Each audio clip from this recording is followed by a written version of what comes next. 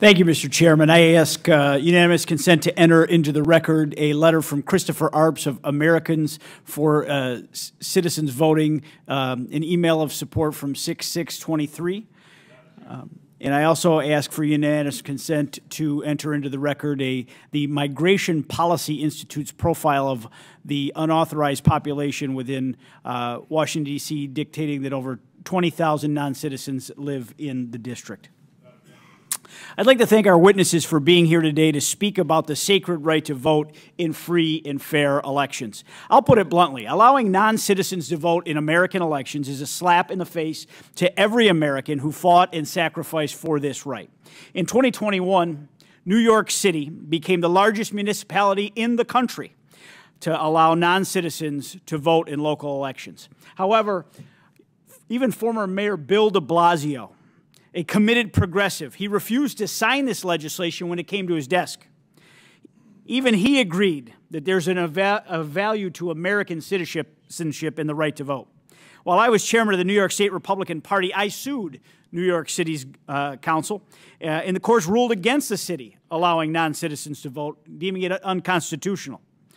Allowing those who are not American citizens to vote in our elections, whether it's here in the nation's capital or in any locality or state, it threatens the integrity and the security of our elections and devalues what it truly means to be an American citizen. Mr. Cuccinelli, Congress has given tremendous authority over the government in the District of Columbia, and this includes authority over elections within the district. On the other hand, Congress's role in the state and local elections is generally quite limited. What actions could Congress take to ensure that other municipalities don't follow the lead of New York City and open their municipal elections to non-citizens?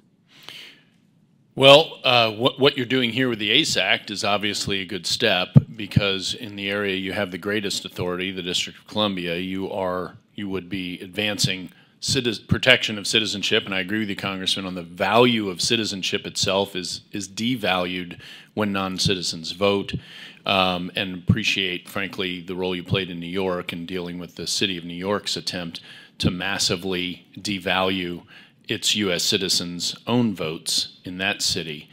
This is a problem across the country. It is being dealt with state by state. You mentioned an article by Chris Arps of St. Louis, if I recall correctly.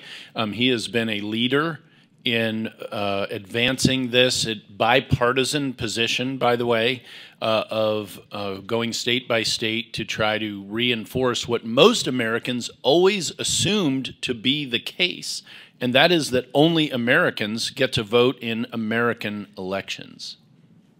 Absolutely. D.C.'s radical proposal to allow non-citizens to vote in D.C. elections has rightfully received a tremendous amount of attention. We've welcomed employees of Vladimir Putin and President Xi to vote in our district elections here, people that are here on a permanent basis. But I suspect that that isn't the only anti-election integrity measure that's been adopted by the D.C. Council in recent years. Can you talk about what else in D.C.'s election law compromises election integrity and should be fixed? So it's been mentioned here repeatedly that the Heritage Election Fraud Database doesn't contain any D.C. cases. I would note that no personal offense to my fellow witness here, but D.C.'s administration of its elections over the years is so sloppy and careless. They don't have the measures in place to catch fraudulent activity. They don't have the desire to do it. And even if they did, the D.C. Council's office, it would be nearly a miracle to see the D.C. Council's office actually advance a prosecution. And when you have that behind you, I know as a former Attorney General, and you're on the front lines, you don't bother putting the cases together because you know they're not going to go forward. What other anti-election integrity measures do you envision that they could attempt to enact in the months ahead? Well, certainly what's contained in the ACE Act. Photo ID is the most obvious, including its application to mail-in ballots so far as they're allowed. Perhaps the next large-scale change that would be beneficial in terms of confidence and reducing the prospect for fraud is stopping the mailing out, unsolicited mailing out of ballots, not applications, but ballots themselves. Thank you. And I'll say it again. Allowing non-citizens to vote in American elections is a slap in the face to every American who fought and sacrificed for this sacred right. Our nation's capital and many other cities around the country should never throw away centuries of progress and sacrifice. I have fought this for years, dating back to my time as a statewide leader in New York, and I will continue to fight for American values here in Congress. It's not only a national security threat, it's a slap in the face to American citizens who cherish our freedom. And, Mr. Chairman, I yield back.